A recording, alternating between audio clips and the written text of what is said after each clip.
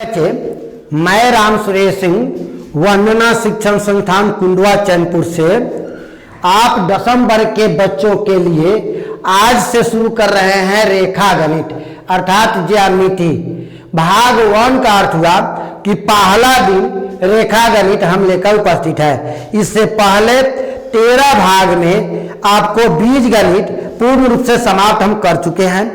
आप 13वें भाग को बारी बारी से देखें और बीज गणित का कोई भी हिसाब हो आप देखें, कहीं ना कहीं मिलेगा। किसी साल का क्वेश्चन आप देखेंगे बीज गणित 13 दिन में ही मिलेगा। अर्थात मैंने 13 भाग का कर एक दो का के बीज गणित के 13 भाग में मैंने आपको समाप्त कर दिया है। बीज गणित आप देखते रहे, पढ़ते रहे, किसी भी साल के क्वेश्चन को बनाते रहे। लघु ट्रिय, दीर्घ ट्रिय, वस्तु निष्ठ तीनों उससे आपको मिल जाएगा, बन जाएगा। आज से हम शुरू कर रहे हैं रेखा गणित अर्थात ज्यामिति, जो एक कठिन गणित होता है, फिर भी मानव से बढ़कर कोई नहीं होता। मानव जोर लगाता है, पत्थर पानी बन जाता है। हम जोर लगाएंगे, आप जोर लगाएंगे, हर हिसाब सरल होगा। प्रिय बच्चे, आज मैंने आपको 5 हिसाब को मैंने रखा। 5 हिसाब को हम बारी बारी से बनाएंगे और 5 हिसाब को आप अच्छी तरह से बनाकर देखेंगे और इस हिसाब में से आपको प्रत्येक परीक्षा में, जो भी टेस्ट परीक्षा दीजिएगा उसमें, या किसी कोचिंग में पढ़ रहे हैं उसमें जो परीक्षा होती है उसमें, या बोर्ड की जो जांच होगी उसमें, या बोर्ड की परीक्षा आप देंगे उसमें, इसमें से जो है आपको एक क्वेश्चन रहती है। तो ध्यान दे, जो है इस तरह से हम पहला हिसाब में कर रहे हैं, लिखा हुआ है त्रिभुज ABC समरूप त्रिभुज DEF। एक त्रिभुज बनाएंगे ABC, फिर दूसरा त्रिभुज बनाएंगे DEF, और ये दोनों समरूप होता है, समरूप कह रहा है, और इसके क्षेत्रफल का अनुपात यानी A बराबर इसका है क्षेत्रफल जो है वह 64 है, और इसका A जो है वह जो है 121 है। क्षेत्रफल को A से सूचित करते हैं अर्थात एरिया। तो यह समरूपता एक सार होती है, प्रमेय होती है, जो हम पढ़ाएंगे। द्विघातीय प्रश्न होता है कि जब दो त्रिभुज समरूप होती है तो उसके क्षेत्रफल का अनुपात तो A1 बटा A2 का अनुपात उसके संगत भुजाओं के अनुपात के बराबर होती है। संगत भुजाओं के अनुपात के बराबर होती है, तो BC बटा EF होगा, और वर्गों के अनुपात के बराबर होता है, तो यह वर्ग होगा। करें कि समरूप त्रिभुज के क्षेत्रफल का अनुपात उनके संगत भुजाओं के वर्गों के अनुपात के बराबर होता है। प्रिय बच्चे, यह वर्ग है तो यह रूट में आ जाएगा, तो यह A1 बटा A2 हो जाएगा, BC बटा EF हो जाएगा। अब A1 के मान आप यहां पर देखें, A1 का मान दे रहा है 64, A2 के मान दे रहा है 121, अब बराबर BC के मान इसमें निकालना है, तो BC के BC डाल देंगे। EF के मान दिया है 15.4। अब इसका वर्गमूल निकलेगा तो 8 28 64, 11 ग्रह 121, और यह हो जाएगा BC निकालना है बटा 15.4। तिरछा गुना होगा 11 BC बराबर 15.4 गुने 8। प्रिय बच्चे, BC बराबर 15.4 गुने 8 बटा 11। इससे कटेगा 11 कहीं 11, 4 बचा, फिर 11 चौका 44, यानी 1.4, अतः BC बराबर 1.4 गुने 8, तो हमारा हो जाएगा BC बराबर 8 चौका 32 के 2 हाथ में 3 8 इकाई 8 3 11, यानी इतना सेंटीमीटर हमारा आंसर हुआ। 8 चौका 32 के 2 हाथ में 3, 8 इकाई 8 3 11। फिर देखिए कटे त्रिभुज ए बी सी समरूप डी ई एफ है, ए बी सी समरूप डी ई एफ है, तो समरूप त्रिभुज का क्षेत्रफल का अनुपात संगत भुजाओं के क्षेत्रफल के अनुपात के बराबर होता है, वर्गों के अनुपात के बराबर होता है। तो यह स्क्वायर है तो इधर रूट में आ जाएगा। a1 के मान 64, a2 के मान 121, 64 के वर्गमूल 8, 121 के 11, यह BC रहेगा। EF का मान यहाँ दिया हुआ है प्रिय बच्चे, रखेंगे तीसरा गुना करेंगे 11 BC बराबर 8 गुने 15.4। अब 11 गुना में है तो भागा में, 11 से भागा देंगे 1.4 मतलब करेगा, 1.4 में 8 से गुना करेंगे प्रिय बच्चे 11.2 सेंटीमीटर होगा। दूसरा हिसाब देखेंगे प्रिय बच्चे, एक समद्विबाहु त्रिभुज है जिसमें कोण बी समकोण है, सी समकोण है। एक समकोण त्रिभुज बनाना है, समकोण सी को मानना है क्योंकि इसमें लगा हुआ है कि सी को ही मानना है, तो 90 मान लिए। अब कोई ए मान सकते हो, कोई बी मान सकते हो, कोई दिक्कत नहीं, यह भी ए लिख सकते हैं तो यह बी लिख सकते हैं। अब यहां पर हमको सिद्ध करना है ए बी स्क्वायर बराबर 2ac या ए बी स्क्वायर बराबर 2bc। तो यह त्रिभुज हो गया पाइथागोरस के प्रमेय के अनुसार समकोण त्रिभुज का कर्ण स्क्वायर बराबर लंब स्क्वायर जोड़ आधार स्क्वायर होता है प्रिय बच्चे। तो कर्ण स्क्वायर बराबर लंब स्क्वायर जोड़ आधार स्क्वायर। तो कर्ण मेरा रहा ए बी स्क्वायर बराबर लंब रहा AC स्क्वायर, आधार रहा BC स्क्वायर।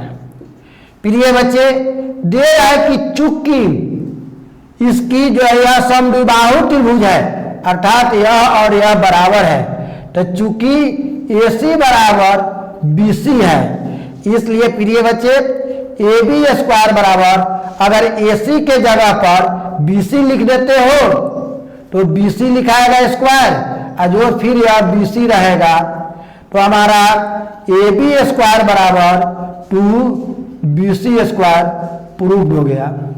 अगर प्रिय बच्चे इसको साबित करना है ए बी स्क्वायर बराबर 2BC स्क्वायर तो ये ऐसे कर लेंगे, या अगर यह साबित करना है तो यहाँ पर हम इसके स्थान पर हम इसको लिखेंगे ए बी स्क्वायर बराबर, अब AC नहीं बदलेंगे, AC लाना है तो AC रखेंगे और जो अब BC बदल लेंगे, BC बराबर AC होगा।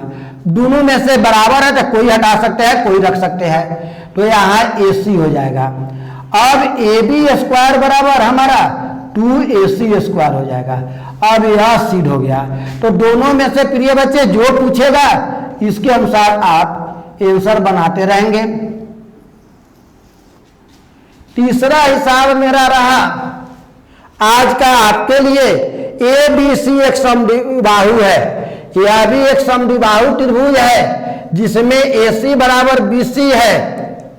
ये कोई ऐसा त्रिभुज बना लेंगे तो ये BC, इसमें कह रहा है AC बराबर BC है, AC बराबर BC, ये और ये दोनों बराबर है तो लिखेंगे चूंकि AC बराबर BC और दिया हुआ क्या है, दिया हुआ है क्या दिया हुआ है यहाँ AB स्क्वायर बराबर 2AC स्क्वायर।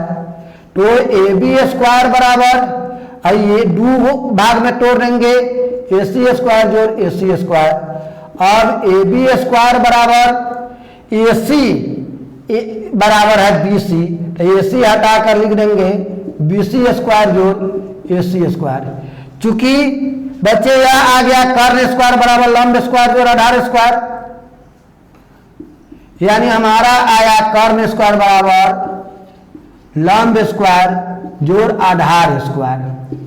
इस तरह से यह पाइथागोरस प्रमेय के आता है। तो कर्ण के सामने के भुजा को प्रिय बच्चे जो है समकोण माना जाता है।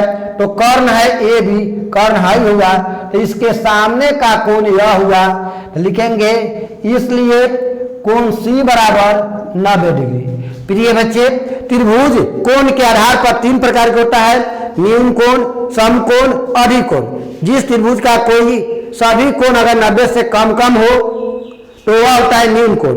जिसका कोई एक कोण 90 हो जाता है वो होता है समकोण, और जिसका कोई एक कोण 90 से अधिक होता है तो होता है अधिकोण।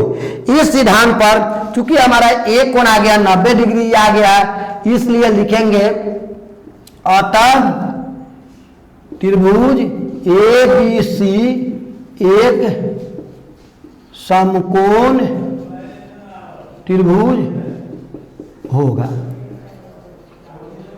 यह प्रूव हो गया। इस तरह से प्रिय बच्चे मैंने 3 का आपको बनाया, चौथा और पांचवा देखिए।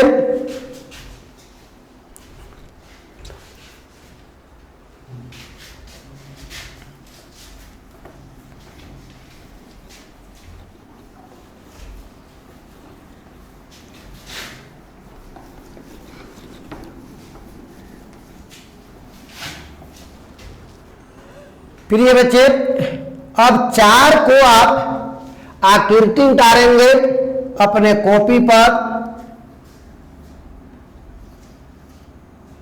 ये है, ये बी है, ये सी है, ये डी है, ये है, ये 1.8 है, ये 7.2 है, यह 5.4 है।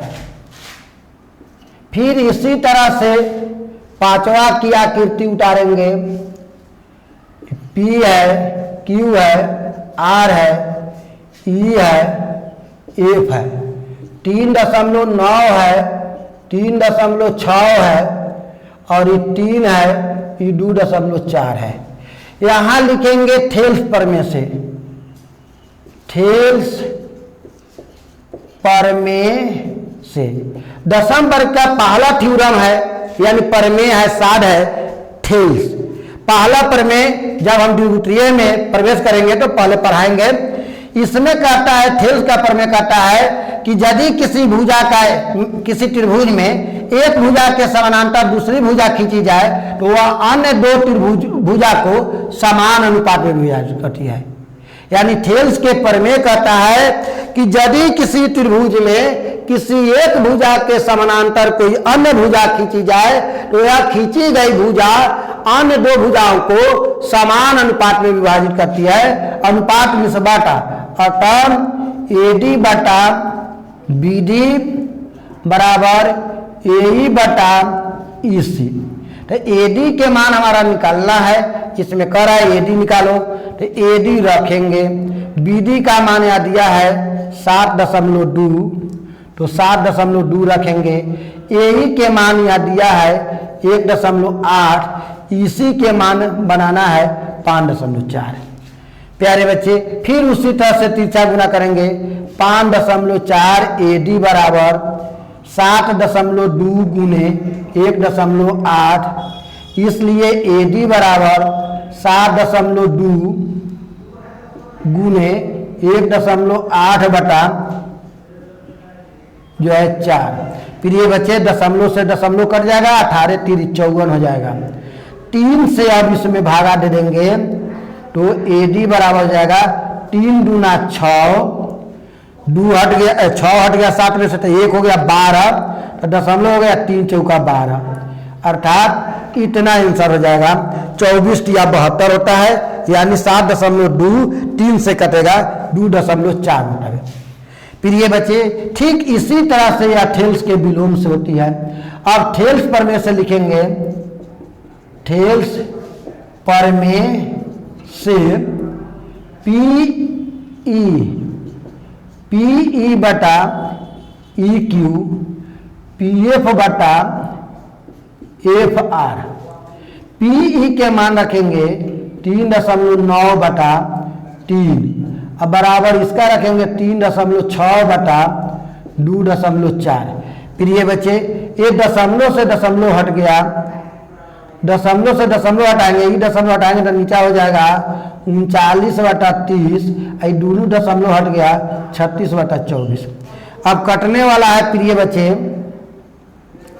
ये दोनों कट जाएगा 3 से, 13 तिया 39, 3 ढाई के 30, 3 ढाई के 30, 13 तिया 39, ये हो जाएगा 12 से 12 तिया 36, 12 दूना 24। फिर ये बच्चे 13/10 बराबर नहीं हुआ 3/2, इसलिए आकृति में हमको